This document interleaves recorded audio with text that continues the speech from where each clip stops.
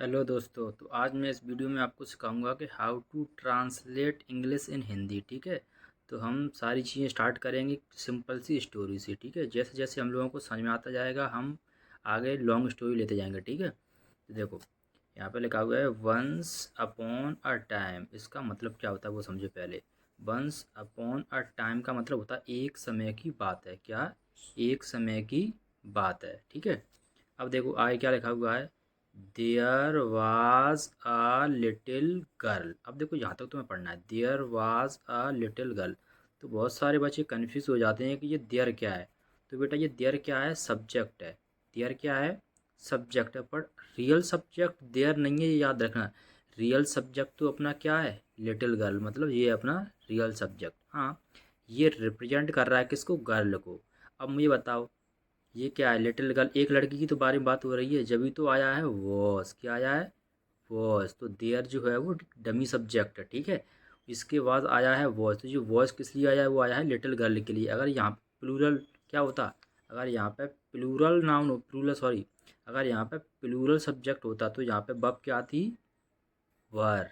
और भी कुछ भी आ सकती थी। ठीक है, अब आगे देखो, who lived in a village near the forest. अब इसका मतलब देखो, हु किसके लिए आया है?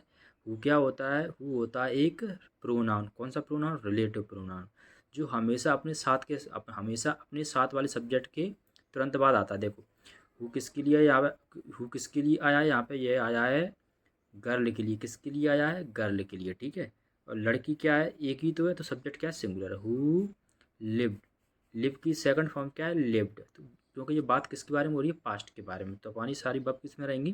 पास्ट में। तो who lived in a village, कहाँ पे रहती थी? विलेज में। कहाँ पे? विलेज में। ठीक है, अब विलेज के बाद क्या है? नियर। क्या? नियर द फॉरेस्ट, किसके पास में? गांव में, एक जंगल के पास। ठीक है, ओके। अब आगे देखो, आगे क्या लिखा है? When ever.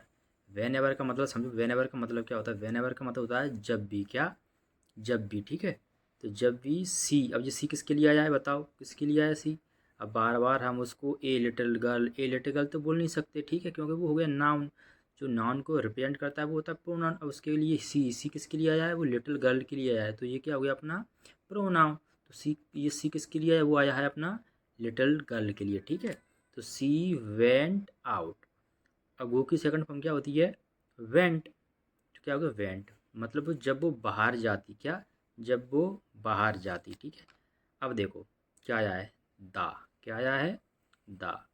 The little girl were a red riding hoodie. अब देखो एक बात समझो यहाँ से, ये द किसके लिए आया है? देखो अभी तक तो क्या चल रहा था? ए लिटिल गर्ल चल रहा था। ठीक है, तो हमेशा हमारे इस सॉरी स्टोरी में किसके बारे में बात हो रही है? लिटिल गर्ल के बारे में। किसके बारे में बात हो रही है? एक छोटी लड़की के बारे में। तो मुझे बताओ, उस लड़की के बारे में अब हमने पहले जिक्र कर चुके हैं, तो याद रखो ये क्या है? लड़की, पर्टिकुलर लड़की के बारे में तो बात हो रही है, तो आर्टिकल क्या आया है? द। क्या आया है? द। ठीक है, तो वही लड़की है ना, पर्टिकुलर हो गई, तो क्या आया है? द। तो द लिटिल गर्ल, एक वो लड़की थी ना, क्या पहनती थी? जिसके बियर, वियर की सेकंड फॉर्म होगी वॉर। ठीक है, क्या पहनती थी? ए रेड राइडिंग हुडी। क्या पहनती थी? एक रेड कलर की राइडिंग हुडी पहनती थी। ठीक है, सो एवरीवन। क्या?